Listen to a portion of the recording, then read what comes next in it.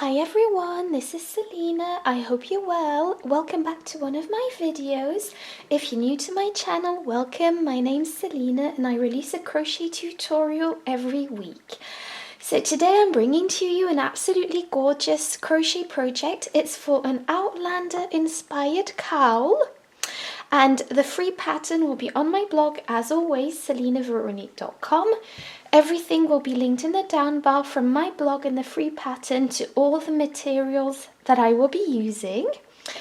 And yeah, it's a really easy project and very beginner friendly. So for this project, you will need Cedar Adventure or any similar yarn actually. It's a super chunky yarn and it requires a 12mm crochet hook. And it's actually 80% acrylic and 20% wool, and it's really soft. I did use a 12mm crochet hook and a pair of scissors as well as a tapestry needles. So I will be using US terms. So to begin this project, you will be taking your yarn. I've got I'm going to make a smaller sample, but the process will be the exact same. So with your yarn, you are simply going to be making a slip knot. So just make a slip knot, pop your hook through, and now you are going to be chaining 16. So just go ahead, 1, 2, 3.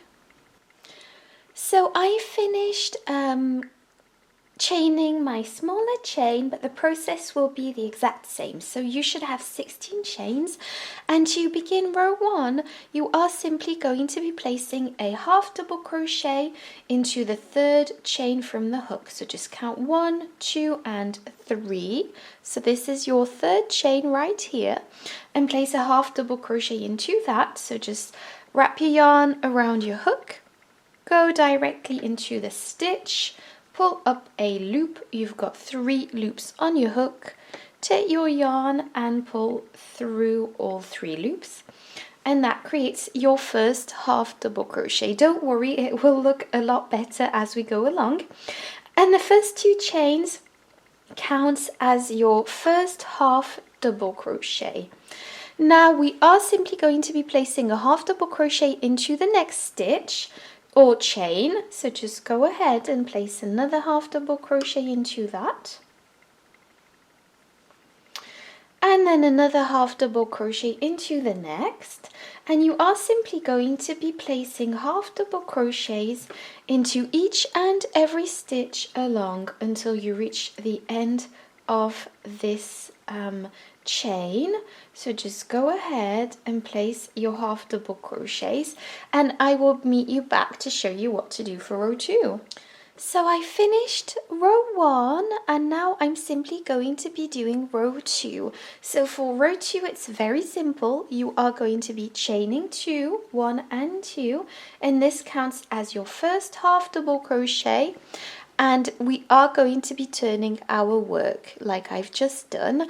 And now what we are going to be doing is placing half double crochets all along this this row, but what we will be doing is placing them in the back loop only. So basically, usually if we did our half double crochets, we would go through both these loops on our stitch.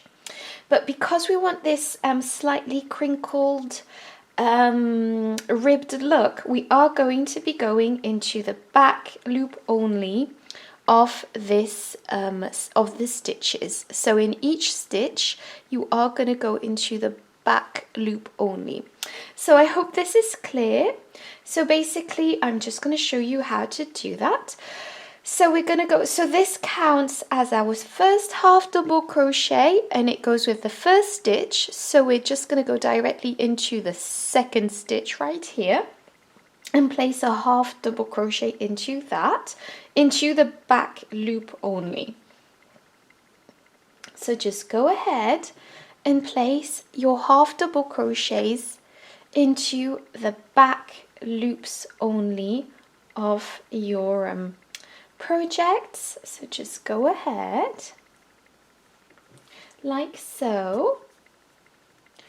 And yeah, so it should be pretty straightforward and pretty easy. So I'm just going to let you carry on and I'll meet you back to show you what to do at the end of this row.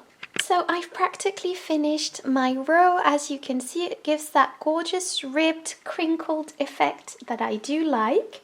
And I've practically finished row 2, but I just wanted to show you to not forget the chain 2 from the previous row. So we've gone into almost every stitch, but we mustn't forget the chain 2. So you're simply going to do the same thing, just go into the chain 2 from the previous row and place a half double crochet into that. And this is what it's going to look like, but it will straighten out as we go along. Now you are going to be chaining 2, 1 and 2, turn your work, and basically from now on it's just going to be a repeat of row 2. So this chain 2 goes with this first stitch right here. So we're just going to go directly into the second stitch and place a half double crochet into the back loop only once again. So basically this is just a simple repeat of row 2 throughout this whole pattern, which is why it's such an easy and beginner friendly pattern. I mean, it's really a beginner friendly pattern. So basically I'm just going to let you carry on with this, and don't forget your chain 2 from the previous row right here. So just here when you finish, like I showed you previously. So just carry on with row 2 until you have approximately 66 rows. And I needed 66 rows, which meant that my my cowl was 57 inches long. I will be writing all of this down on my blog in free pattern as always, don't worry, but it's just to give you an idea.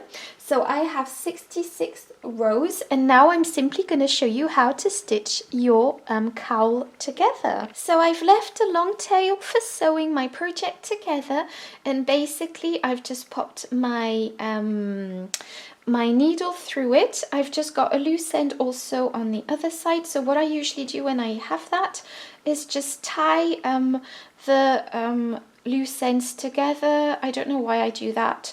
Gently, just because I think it makes it more secure and nice somehow.